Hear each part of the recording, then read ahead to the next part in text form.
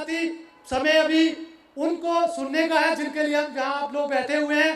तो सबसे पहले मैं मंच पर आमंत्रित करने जा रहा हूँ हमारे आदरणीय श्री कर्नल आरएसएन सिंह जी को कि वह आए और अपने बहुमूल्य विचार हम लोगों के साथ यहाँ पे शेयर करें। Colonel RSN Singh ji.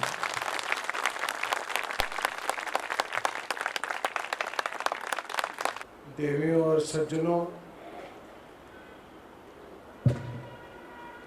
मुझे यहाँ आमंत्रित करने के लिए आपका बहुत बहुत आभार। इस इलाके को मैं बहुत अच्छी तरह से जानता हूँ। ये हमारा ऑपरेशनल एरिया होता था जब मैं बिल्कुल नया ऑफिसर बना था, तो ये सारे एरिया से मैं वाकिफ़ हूँ। मैं अपनी बात बिना विलंब के शुरू करूँगा कि जब मैं यहाँ रहा था तो यहाँ का जो बैकग्राउंड है कठुआ का, उसके बारे में मैंने कुछ अध्ययन किया और जो भी उससे ज्ञान हासिल हुआ उसका कुछ मैंने विश्लेषण किया। तो मुझे इस बात का ज्ञान हुआ कि यहाँ पे कहते हैं कि पांडव भी आए थे कठुआ में, पांडव भी आए थे और भगवान कृष्ण भी यहाँ पे आए थे। कहते हैं कि कृष्ण और जामवंत का यहीं पे जम्मू की गुफा में, अभी वहाँ पे जो गुफा है वहाँ पे उनका द्वंद्व हुआ था, युद्ध हुआ था, 28 दिन का युद्ध चला था और उसमें जामवंत जी जो हैं उनको मोक्ष प्राप्त हुआ। तो कहानी कुछ ऐसी है कि जब लंका में युद्ध हुआ तो आप सबको मालूम है कि जामवंत जी का एक बहुत बड़ा योगदान था। राम जी ने कहा कि मैं आपका बहुत कृतज्ञ हूँ, आप मुझसे कुछ वरदान मांगिए। तो उन्होंने वरदान मांगा, कहा कि मैं आपसे युद्ध करना चाहता हूँ, क्योंकि वो चाहते थे कि वो युद्ध करें और रावण की तरह उनको भी मोक्ष प्राप्त हो। तो उन्होंने कहा कि ये तो अभी संभव नहीं है, लेकिन मैं कभी न कभी भविष्य में मैं आपके साथ जरूर युद्ध करूंगा। और उसके बाद वो गुफा में चले गए और वहाँ पर उन्होंने वो तपस्या में लीन हो गए। उस दिन का इंतज़ार करने लगे जब भगवान राम फिर अवतारित होंगे और उनसे युद्ध होगा। अब हम आते हैं एक उसी इलाके में, द्वारिका के इलाके में एक राजा थे सत्रजीत। उस सत्रजीत को उन्होंने सूर्य की बहुत उपासना की और उपासना में उनको एक मणि प्राप्त हुआ और उस मणि का नाम था संयमंथका।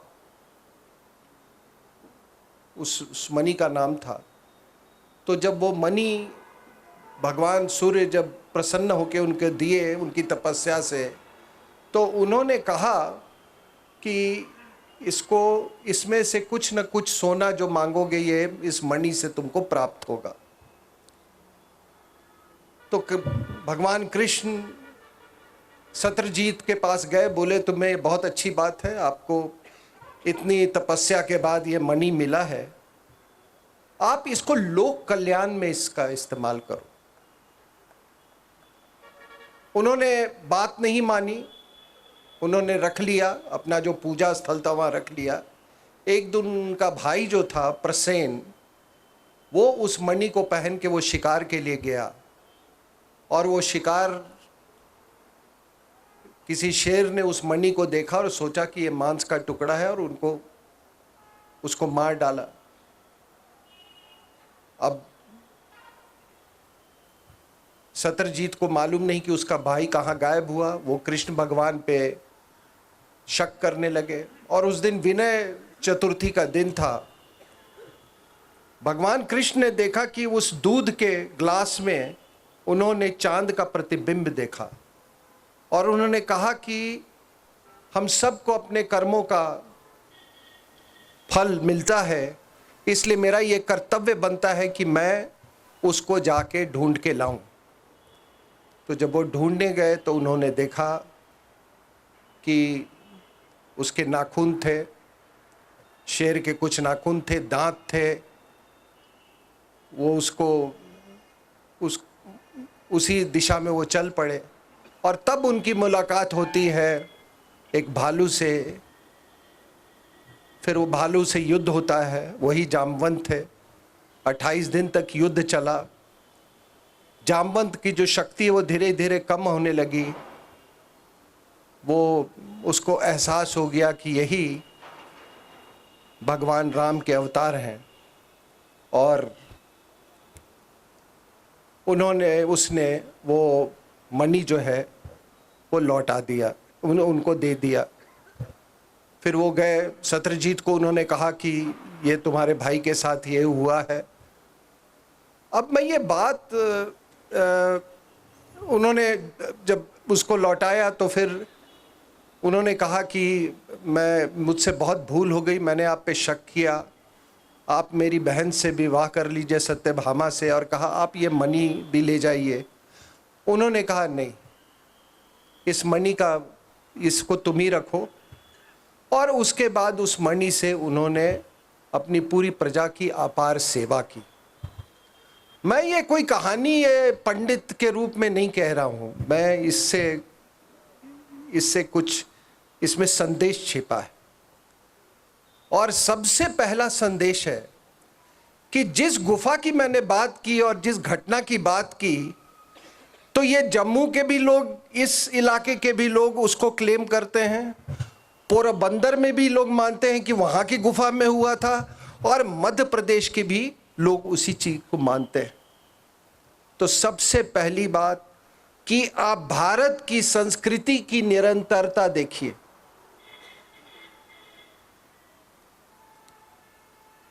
दूसरी बात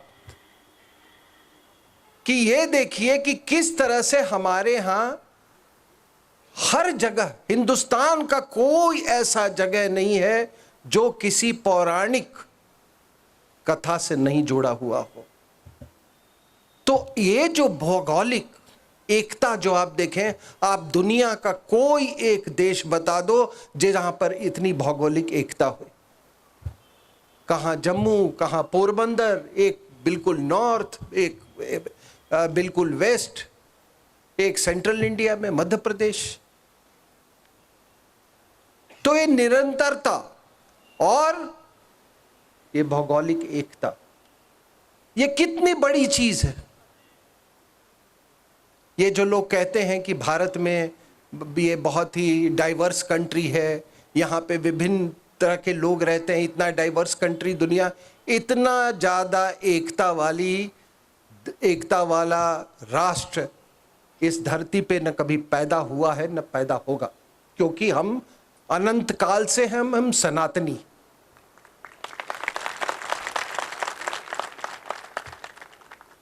अब बात आती है कि नाम, किसी चीज का आप नाम बदल दें,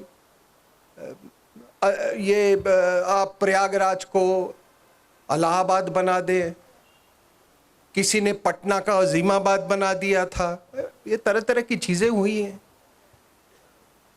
कितने आक्रमणकारी आए, मंदिरें टूटी, हमारी आस्था के साथ हमारा सांस्कृतिक नरसंहार हुआ। लेकिन एक बात बताइए कि कोई तो नदियों का नाम नहीं बदल सका। नर्मदा, गंगा, यमुना, शबनम, शबाना, रुखसाना, तो उसका नाम नहीं कोई रख सका ना।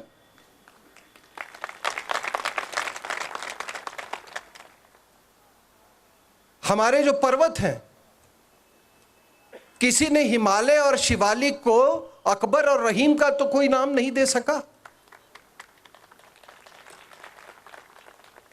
हमारे जो वृक्ष हैं, पीपल, बरगद, उसको तो किसी ने उर्दू का नाम नहीं दे सका उसको कोई। जो हमारी दिशाएं हैं,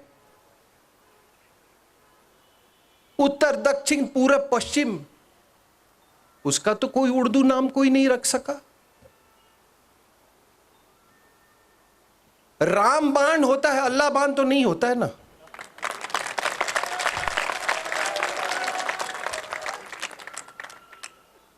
जो हमारी औषधियां हैं, उसके सारे नाम, वो तो कोई, जो आयुर्वेद की औषधियां, उसको तो कोई नहीं बदल सका। हमारे जो सागर हैं, उस सागर को किसी ने कबीर और वो रहीम और वो तो नाम नहीं दे सका ना। हिंद महासागर है, प्रशांत महासागर, उसको तो कोई नहीं बदल सकता। तो इसी को सनातन कहते हैं। यही है सनातन। और देखिए, मेरी ये मान्यता है कि हमारे यहाँ इस्लाम के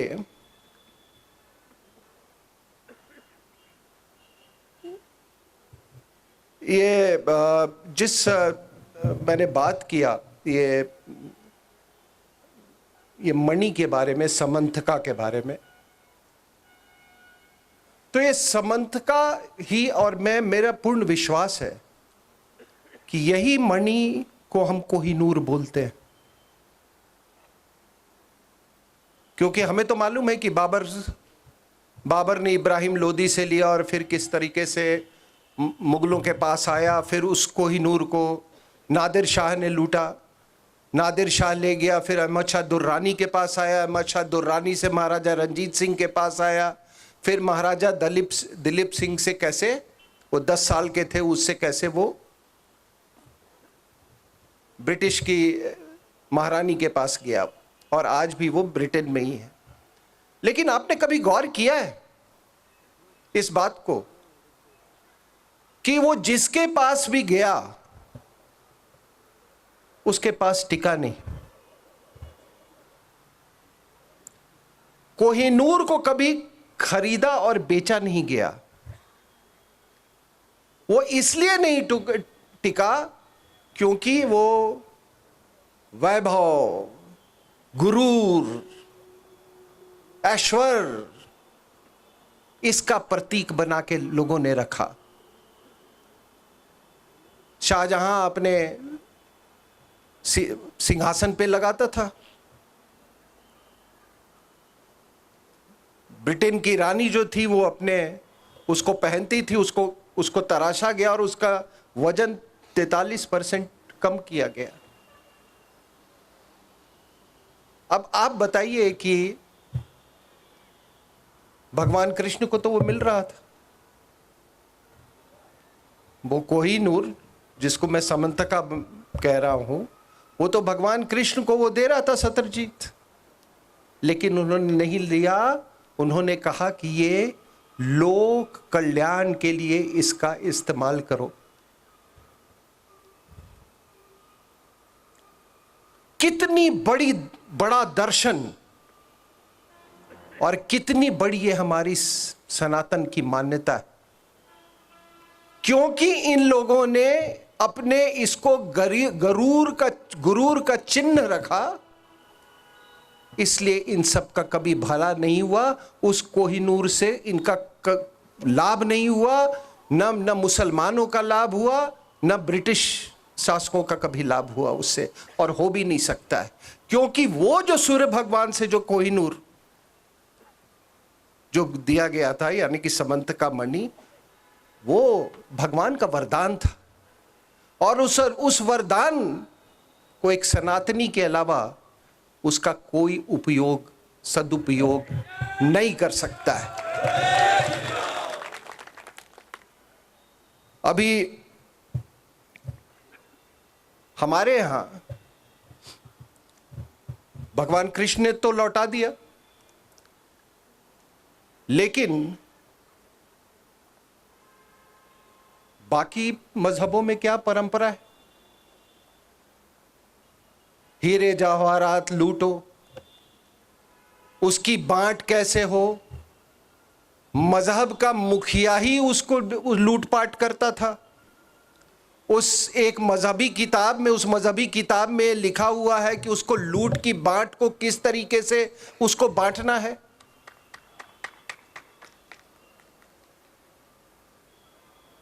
एक उसका 5वां हिस्सा मुखिया को जाएगा। अब आप दोनों की तुलना कीजिए,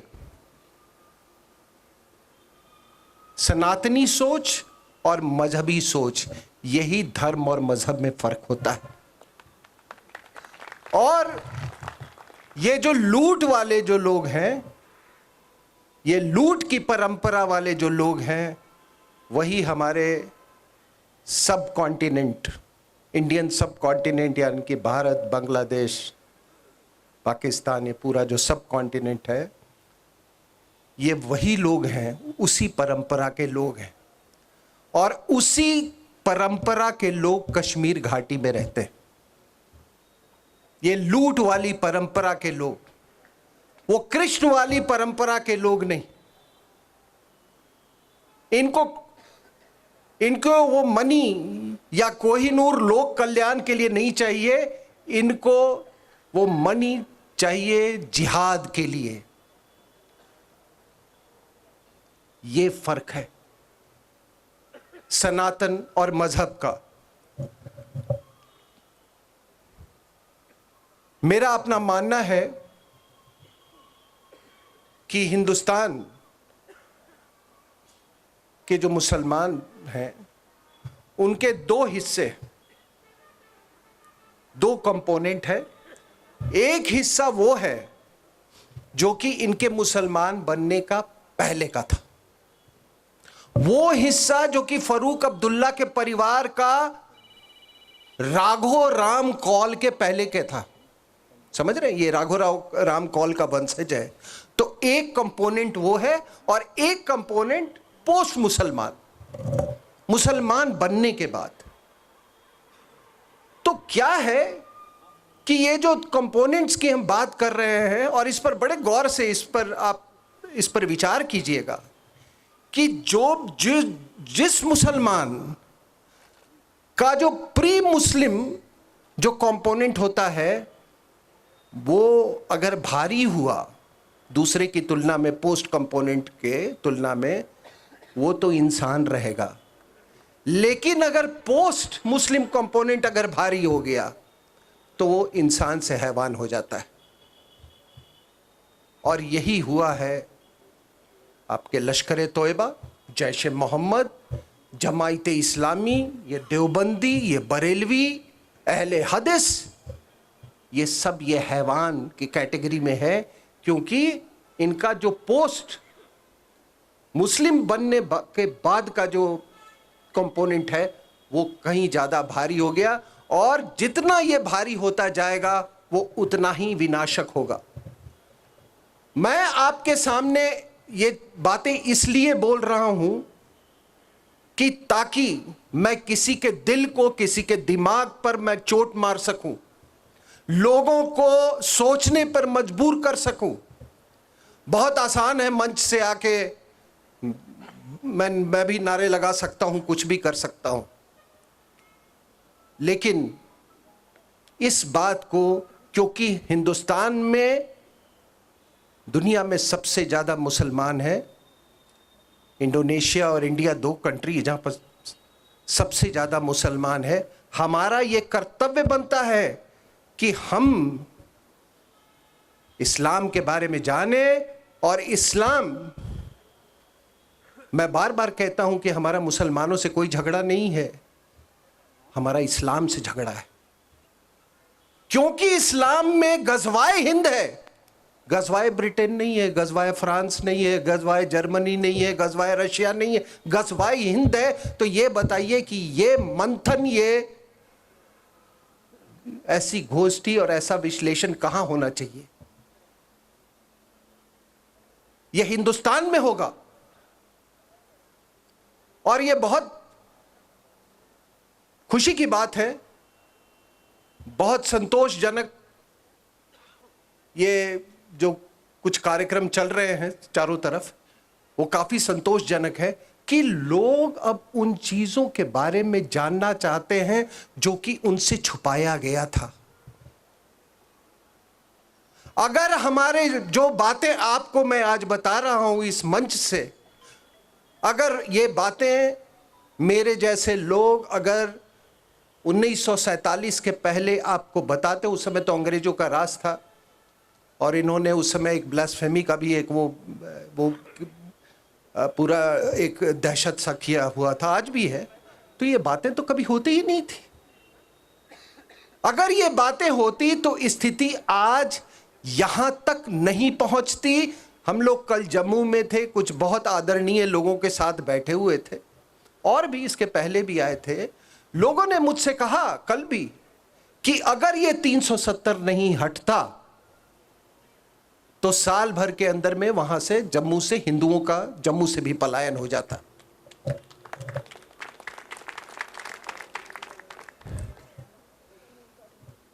अब आप देखिए कि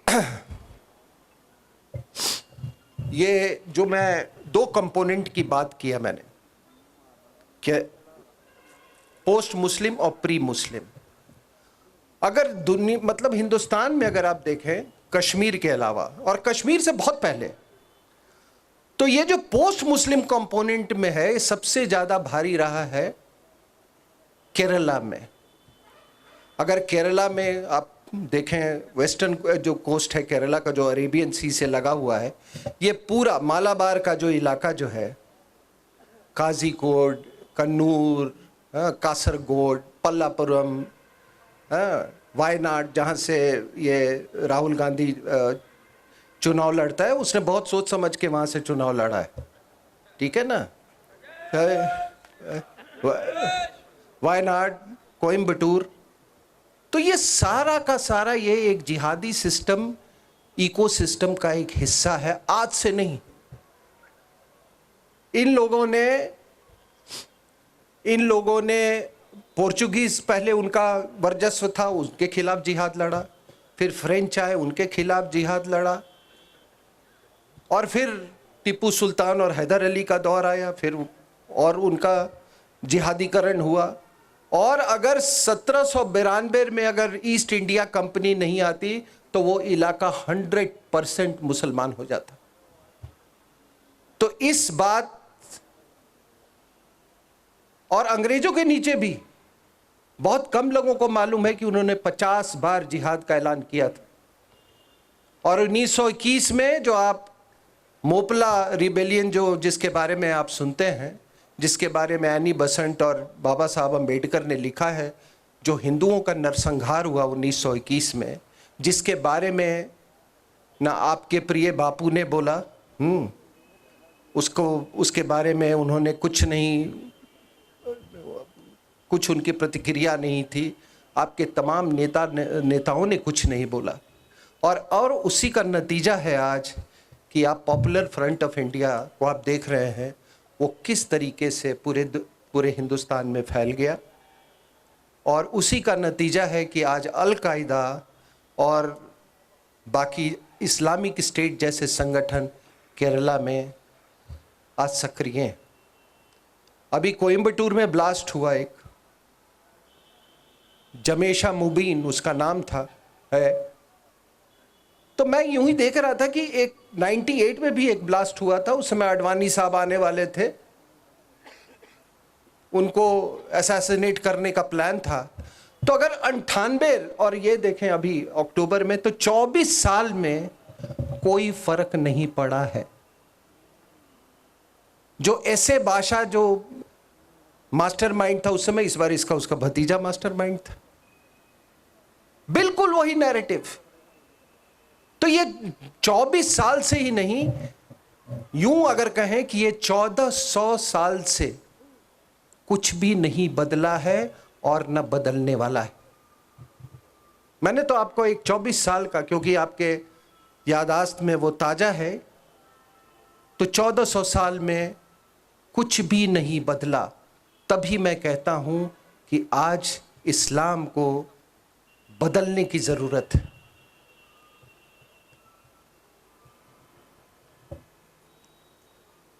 कश्मीर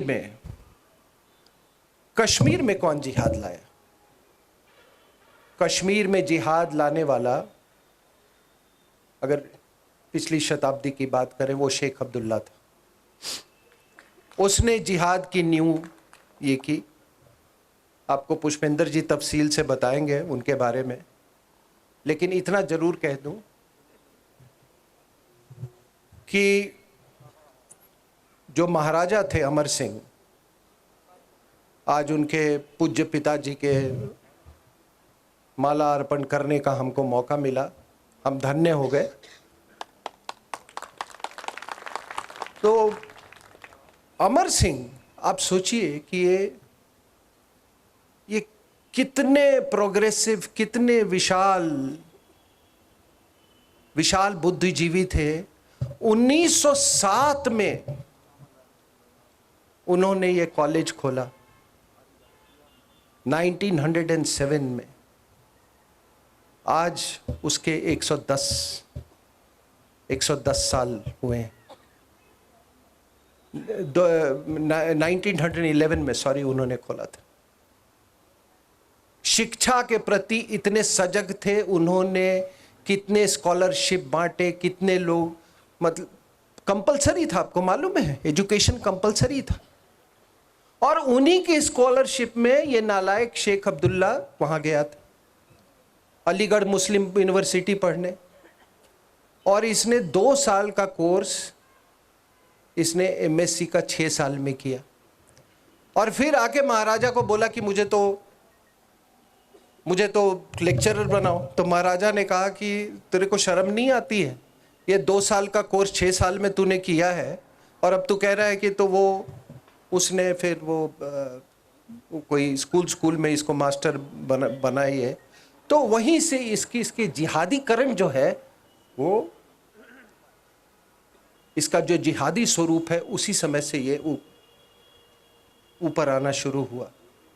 और फिर आपको मालूम है उस समय ये कम्युनिस्ट रेवोल्यूशन हुआ था सोवियत यूनियन में। तो उसी के तर्ज पे इसने रीडिंग रूम खोला, क्योंकि सारे ऑर्गेनाइजेशंस बैंड थे। तो उस रीडिंग रूम में तमाम जितने नालायक जिहादी थे वो सब मिलते थे रीडिंग रूम में। और फिर बाद में इनके साथ एक अब्दुल रशीद भी आ गया। वो अब्दुल रशीद इसका भी बाप जिहादी। और आपको सुन के हैरानी होगी कि वो अब्दुल रशीद जो था वो अहमदिया था। ये जैसे मंच से उतरे, वो चढ़ जाए मंच में। फिर इसका ट्रायल हुआ, अब इसका ट्रायल ना होने दें, फिर जेल में ट्रायल किया गया, की व्यवस्था की गई, वहाँ राइट्स हो गए। ये 1929-30 की मैं बात कर रहा हूँ मैं। और आज अभी 2013 में एक क्या मौलाना क्या मुफ्ती है, कोई ग्रैंड मुफ्ती बशरुद्दीन या सब क्या नाम है, उसने ये डिमांड किया भारत की सरकार से, जेएनके की सरकार से, कि अहमदिया को कृपया नॉन मुस्लिम घोषित किया जाए। तो ये जो आप देखते हैं कि किसी को नॉन मुस्लिम घोषित करना, सर तन से जुदा करना, ये कोई नई बात नहीं है। ये 1400 साल से यही चल रहा है और ये निरंतर चलता रहेगा। आपको मैं एक उदाहरण देता हूं। आप ईरान की बात कीजिए। आप ईरान 800 साल तक सुन्नी देश था। फिर एक राजा आया इस्माइल खान, उसने कुछ जियो पॉलिटिक्स के तहत, मैं उसकी गहराई में अभी नहीं जाना चाहता क्योंकि चारों तरफ सुन्नी थे, तुर्की था, ये सब ऐसे ऐसे पावर से वो घिरा हुआ था। तो उसने रातों रात हुक्म दिया कि आज से हम सब शिया बन गए। और तब उन्होंने सुन्नी की मस्जिदें भी गिराई, एबसिड जो कैलिफेट था उसकी मज़ारों को तोड़ा, उनके सारे जो भी सिंबल्स थे उनको तोड़ा। और उसने कहा कि अगर कोई अभी सुन्नी दिख गया तो उसको सर तन से जुदा कर दिया जाएगा। तो इस्लाम में अगर ये आप पता लगा लीजिए, till the beginning of the 15th century Iran was a Sunni country.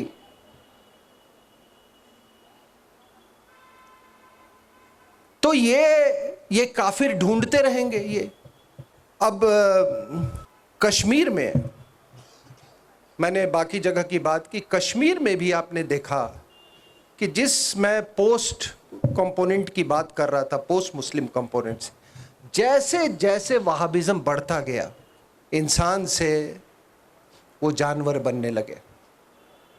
जैसे जैसे वहाबिज्म बढ़ा, जैसे जैसे पंडित जो था, टाइटल रखता था पंडित भट्ट ये, लेकिन वो बनने लगा, अरबी की तरफ जाने लगा, वैसे वैसे वहाँ पे दहशतगर्द बढ़ते चले गए। लेकिन इसी बीच में एक आपने पढ़ा होगा अखबारों में कि अभी एक काफिर और लश्कर ए तोयबा के जिहादियों में भारी मुठभेड़ हुई। अब आप कहेंगे कि ये नई क्या बात है, काफिर और जिहादी में तो हो ही रहा है, मर ही रहे हैं। फर्क था, फर्क इस बार ये था कि उस काफिर का नाम था जूम, और वो जूम एक कुत्ता था सिक्योरिटी फोर्सेस का। उस जूम ने लश्कर ए तोयबा के 2 टेररिस्ट को दबोच डाला एक ऑपरेशंस में, और उसने छोड़ा नहीं। 4 गोलियां खाई फिर भी नहीं छोड़ा उनको, और फिर सिक्योरिटी फोर्सेस ने वो 2 लश्कर ए तोयबा के टेररिस्ट को मार दिया। अब आप तो कहते हो कि अल्लाह ने हमको जिहाद करने के लिए भेजा है, और यहां तो तुमको एक कुत्ता काफिर भी मार दिया।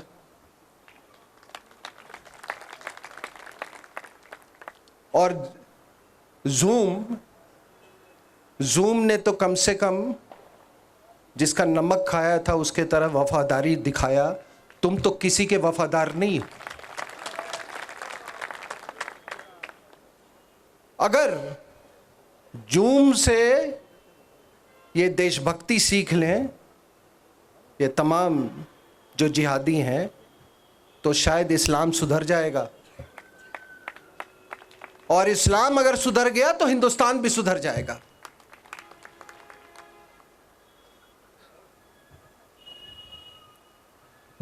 अभी आप देखें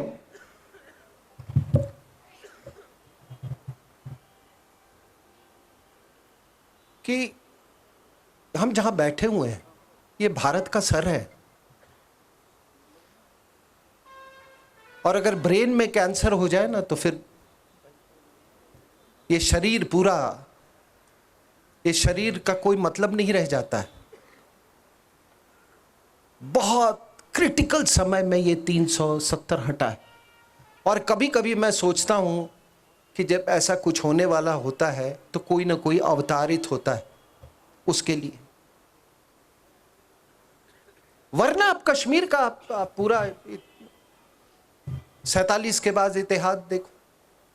कश्मीर 47-48 वॉर कश्मीर के ऊपर में, 65 की लड़ाई कश्मीर के ऊपर में, 71 की लड़ाई बांग्लादेश पर हुआ। लेकिन हम चाहते तो कश्मीर का कुछ परमानेंट सोल्यूशन कर देते थे। 90,000 जब हमारे पास प्रिजनर्स थे, हमने कुछ नहीं किया। हमने तमाम जो हमारी विजय हुई थी पाकिस्तान पे, उससे आपका क्या फायदा हुआ? अगर पाकिस्तान के पास, मान लीजिए कि अगर उनके पास 90,000 होता तब क्या उसका अंजाम होता? एक बात मैं कह रहा हूं। उसके बाद कश्मीर को लेके कारगिल, कश्मीर को लेके 26 से 11 मुंबई, कश्मीर को लेके पार्लियामेंट पे अटैक, कश्मीर को लेके पुलवामा पर अटैक, कश्मीर को लेके पठानकोट पे अटैक, मैं कुछ और ये जितने सारे ये। तो अभी हुआ क्या है कि कश्मीर का जिहाद, केरला का जिहाद, दिल्ली में दिल्ली का जिहाद, उत्तर प्रदेश का जिहाद, खास करके ये जो वेस्टर्न जो इलाके हैं, ये सारे जिहाद एक साथ ये शाहीन बाग में इकट्ठा हो गए और फिर उसका परिणाम हुआ दिल्ली राइट्स। अगर आज भी इस खतरे को लोग ना महसूस करें तो वो अपने दिमाग का इलाज करवा लें कहीं जाके।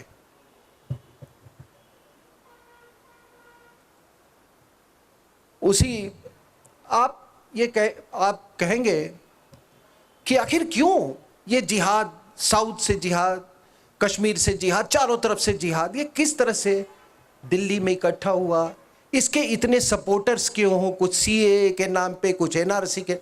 इसका कारण ये है कि जो पाकिस्तान बना,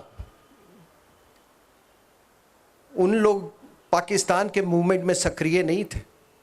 सिंध बहुत लेट एंट्री था, बलूचिस्तान पर तो कब्जा किया गया, ठीक है ना, चढ़ाई की गई थी बलूचिस्तान पे। खान अब्दुल गफार खान वो आना नहीं चाहते थे पाकिस्तान से मिलना, तो कौन पाकिस्तान चाहता था? तो असली जो पाकिस्तान चाहने वाले थे, जो 46 के इलेक्शन में जिन लोगों ने 86% मुसलमानों ने वोट दिया, मद्रास प्रोविंस 100%, बॉम्बे प्रोविंस 100%, इन सब में तो पूरा का पूरा पाकिस्तान तो यहीं रह गया।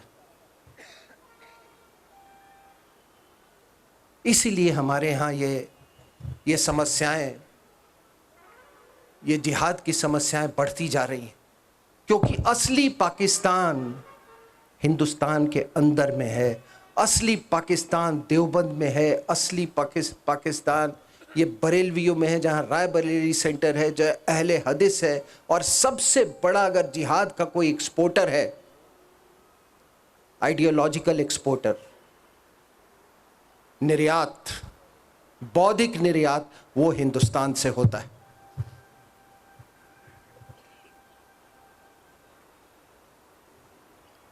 अभी बस 5 मिनट मैं और लूंगा।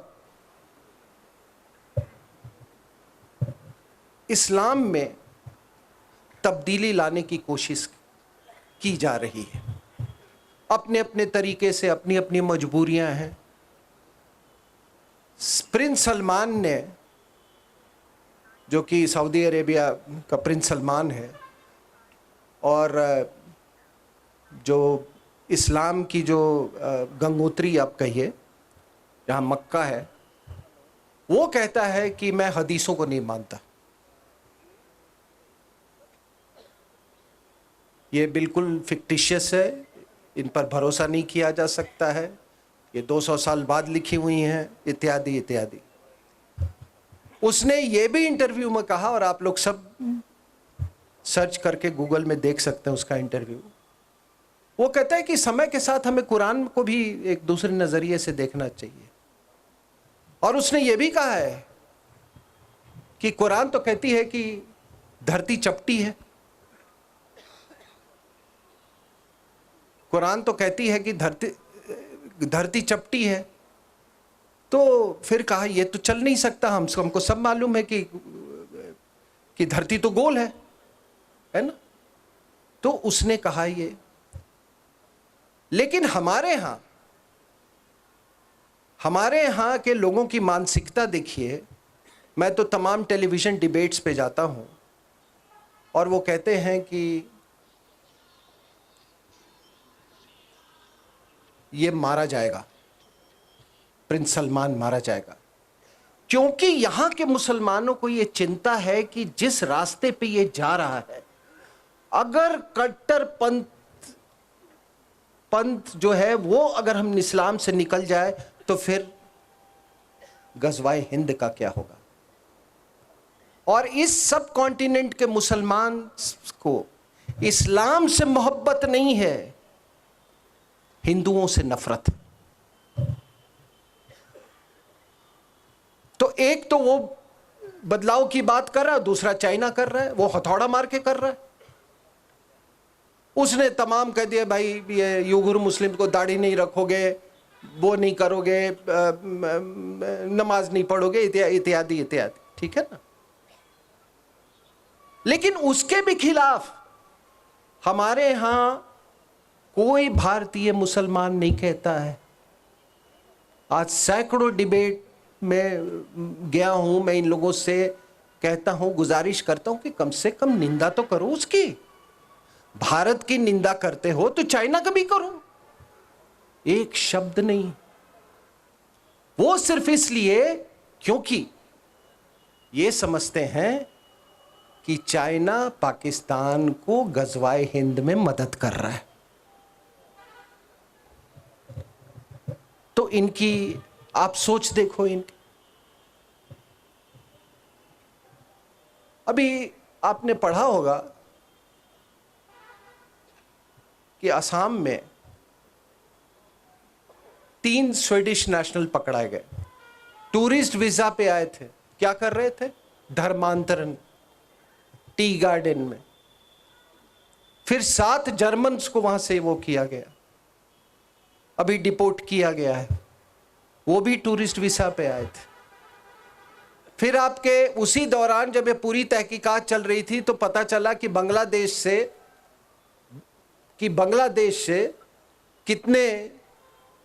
कितने लोग आए जो मौलवी हैं, वो भी टूरिस्ट वीसा में, और यहाँ मदरसों और उसमें उन्होंने पढ़ाना शुरू कर दिया।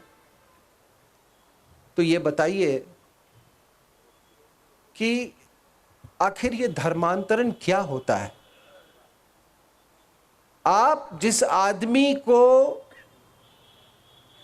जिसका धर्मांतरण करते हो, आप उसकी आत्मा को आप मार देते हो। और जब आप किसी की आत्मा को मार देते हो, वो आदमी कुछ भी किसी लायक नहीं रह सकता है। इसीलिए आपके कठुआ में भी 2018 में एक घटना घटी कि जहां पे 20 बच्चों को रेस्क्यू किया गया। वो किसी ऑर्फनेज के नाम पे चला रहे थे। वो हर एक आदमी जिसका धर्म परिवर्तन होता है, मान लीजिए वो सनातन का दुश्मन हो जाता है और वो हिंदुस्तान का भी दुश्मन हो जाता है। अभी आपने सुना होगा कि सुप्रीम कोर्ट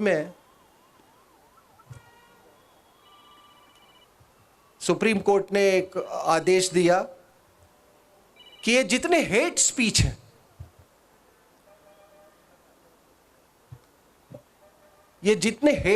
हैं, इस पर, और ये सुओ मोटो था कि इस पे पुलिस जो है वो पूरी सुओ मोटो कार्रवाई करे। अगर उसने कार्रवाई नहीं करी तो वो कंटेम्प्ट ऑफ कोर्ट उस पर लागू होगा। तो साहब एक बात बताऊं आपको कि अगर ये पूरी ईमानदारी से लागू किया जाए तो आधे मुसलमान और आधे क्रिश्चियन सलाखों के अंदर होंगे। क्योंकि अजान में क्या बोला जाता है? 5 बार अल्लाह के अलावा कोई पूजने लायक नहीं है। ये हेट स्पीच है या नहीं? जो कुतबे पढ़े जाते हैं मस्जिदों में, वो हेट स्पीच में वो आता है कि नहीं? जो संडे चर्च में, जो संडे प्रेयर्स में जो हिंदुओं के खिलाफ जो बातें बताई जाती हैं कि ये सारे नरक जाएंगे, वो हेट स्पीच है या कि नहीं? राहुल गांधी अभी केरला का भारत जोड़ो यात्रा पे था, कन्याकुमारी में आपने सब ने टेलीविजन पे देखा होगा कि एक पादरी, जॉर्ज पोनियन नाम का पादरी,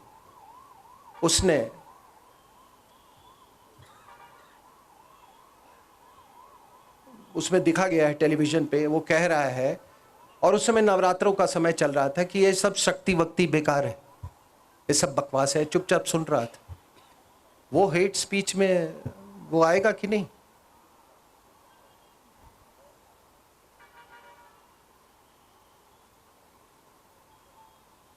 ये जो जिहादी ये मानसिकता, जिहाद केवल इस्लाम तक ही सीमित नहीं है, ये बिल्कुल जिहादी मानसिकता है। ये जो वामपंथी विचारधारा है, ये भी एक तरह की जिहादी विचारधारा है। तभी तो ये विदेशी महिला वो जाके चाइना से गुप्त रूप से एमओयू साइन करती है, तभी तो इसका पुत्र जो है वो गुप्त रूप से वो जाता है वहां पे। क्या फर्क है साहब जिहाद और ये? आप तभी तो आप जो गठजोड़ देख रहे हो ना, चीन और बार बार वो उसके बचाव में आ जाता है जैसे मोहम्मद लश्कर तोयबा को, क्योंकि इनकी विचारधारा बिल्कुल एक जैसी है। आपने देखा शी जिनपिंग ने किस तरह से उसको उस हॉल से हु जिनटाओ को कैसे बाहर फेंकवा दिया। तो याद कीजिए ये विदेशी महिला ने किस तरीके से सीताराम केसरी को उठा के फेंकवाया था। तो ये दोनों विचारधारा एक है, और ये आपके देश के अंदर इसमें ये सक्रिय हैं। रही ड्रोन्स की बात, इस पर मैं थोड़ा सा आप लोगों को आगाह करना चाहता हूं कि देखिए, मैंने ये बॉर्डर उस समय भी देखा जब फेंसिंग नहीं था, मैंने वो इसको बाद में भी देखा जब फेंसिंग था, लेकिन आज अगर सबसे बड़ी चुनौती ये बॉर्डर को मिल रही है तो वो है ड्रोन से। एक साल के अंदर में आपके इलाके में जम्मू में दुगनी हो गई है ड्रोन्स की एक्टिविटी की जो रिपोर्ट्स हैं। पंजाब में सीधे 64 से 186 एक साल में, और ये जब से आपकी खालिस्तानी सरकार आई है केजरीवाल की, ये गतिविधियां और बढ़ गई हैं पंजाब में, और ये एक पूरा इंडस्ट्री बन गया है। यहाँ से ड्रोन्स आते हैं, 15-15 किलो पेलोड लेके आते हैं। हैदराबाद में चाइनीज ग्रेनेड्स और कुछ हथियार मिले जो कि यहाँ आपके इलाके में ड्रॉप किए गए थे जम्मू में। तो आप चाहे कितनी भी आप मेजर्स लगा दें, कितना भी आप उसको पुख्ता, आप अपनी तरफ से सोचे पुख्ता हो आपने, लेकिन ये जान लीजिए कि जब तक यहां की जो समुदाय है जो बॉर्डर एरियाज में रहती है, जब तक वो देशभक्त नहीं होगी, तब तक आप कुछ भी लगा लें, कुछ काम नहीं करेगा। इसलिए आखिरी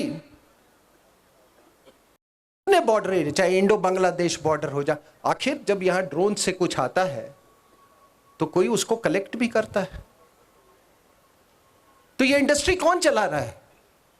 और इससे क्या हुआ है कि आईएसआई का जो रीच जो है वो बढ़ते चला जा रहा है। यहां ड्रोन्स में अभी यहां से हथियार छत्तीसगढ़ माओवादियों के पास जा रहे हैं, साउथ इंडिया में जिहादियों के पास जा रहे हैं। तो ये एक बहुत बड़ी चुनौती है। इसने पूरी युद्ध की पद्धति बदल दी है। आर्मीनिया अजरबैजान का अगर वॉर देखें तो उसमें पूरे जो टैंक थे बिल्कुल नाकाम हो गए थे ड्रोन्स के आगे में। और आज ये यहाँ पर भी जो ये रशिया यूक्रेन कॉन्फ्लिक्ट हो रहा है उसमें भी यही हो रहा है। और आखिरी में देवियों और सज्जनों, अभी पिछले बार हम लोग आए थे तो महाराजा हरि सिंह को माला अर्पण करने का हमको और पुष्पेंद्र जी को सौभाग्य प्राप्त हुआ था। कई तरह की बातें होती हैं, लेकिन सच जो है वो कभी न कभी अपने आप को वो असर्ट जरूर करता है। और मैं आपको बता दूं कि अभी उनकी पुण्यतिथि पे छुट्टी भी घोषित हुई है। ये वो आदमी था जब 25 साल की उम्र में फर्स्ट राउंड टेबल कॉन्फ्रेंस 1930 में हुआ था, 14 महाराजा थे, उसमें महाराजा ऑफ ट्रैवंकोर, महाराजा ऑफ मैसूर, हैदराबाद का निज़ाम, वो पूरे गोलमेज कॉन्फ्रेंस का बुलाने का एक ही उद्देश्य था, और वो था कि अंग्रेज ये बताना चाहते थे कांग्रेस पार्टी को कि तुम किसका प्रतिनिधित्व करते हो। उन्हें कहा ये देखो, ये प्रिंसली स्टेट्स हैं, इससे तुमको क्या, यहां तो तुम्हारे कुछ है नहीं, बाकी जगह हम जहां रूल करते हैं वहां पे तुम लोग थोड़े बहुत हो, ये सिख तुम्हारे साथ नहीं है, मुसलमान तेरे साथ नहीं। इट वॉज महाराजा हरि सिंह जिसने अंग्रेजों को कहा कि इस तरीके से आप बांटने की कोशिश मत कीजिए हिंदुस्तान को, हिंदुस्तान एक हमेशा एक रहा है। और उसने कहा, फिर इनसे गिलगित बाल्टिस्तान मांगा कि हमको लीज पे दे दीजिए। उस समय उसने कहा कि लीज की बात छोड़ो, पहले तो तुम यहां से जाओ। ये थे महाराजा हरि सिंह। माउंटबेटन जो थे, वो जो आर्मी चीफ था पाकिस्तान का, उसको इन्होंने, वो एक साथ स्टाफ कॉलेज किया था इन्होंने, तो उसने कहा था, वो मसरवी नाम था, कि वो महाराजा जो है वो विलय कर जाएगा पाकिस्तान के साथ। जब ये नहीं विलय कर रहा था, ये जुलाई 47 की बात है, जब मन नहीं बात, तो ये गए उसके पास। पहले बोला कि हम उनसे मिलना चाहते हैं, उन्होंने कहा हम बीमार हैं। फिर बोले ठीक है, मैं ही आता हूँ मिलने, मैं आपके बेडरूम तक आ जाऊंगा। तो वो मिलने आया। महाराजा हरि सिंह के डॉक्टर ने उसे सीढ़ियों पे ही रोक दिया, क्योंकि उसको मालूम था कि वो किस लिए आया है और उस देशभक्त के साथ आपने क्या बर्ताव किया। अपने ही देश में उसको आपने भगोड़ा बना दिया। जब तक वो यहां से रहे नहीं, उनको मजबूर किया गया कि आप मुंबई में रखिए, आपको रहना होगा वहां पे। बहादुर शाह जफर को भी एग्जाइल किया था, तो वो तो अंग्रेजों ने किया था, और ये तो भारत की सरकार ने ये किया था इसके साथ। तो अगर कोई इससे बड़ा ट्रांसफर ऑफ पावर का आपको क्या उदाहरण हो सकता है कि जिस तरह से बहादुर शाह जफर को अंग्रेजों ने एग्जाइल किया था, ये जो अंग्रेजों के जो वंशज जो आए, काले वंशज, उन लोगों ने इनके साथ क्या बर्ताव किया। लेकिन अंततः समय, जिस तरीके से जामवंत ने त्रेता से द्वापर तक इंतज़ार किया था, हमने भी इंतज़ार किया, और अब देखिए, अब चीज़ें अपने आप अपने स्थान पर वापस आ रही हैं। मुझे सुनने के लिए बहुत बहुत धन्यवाद।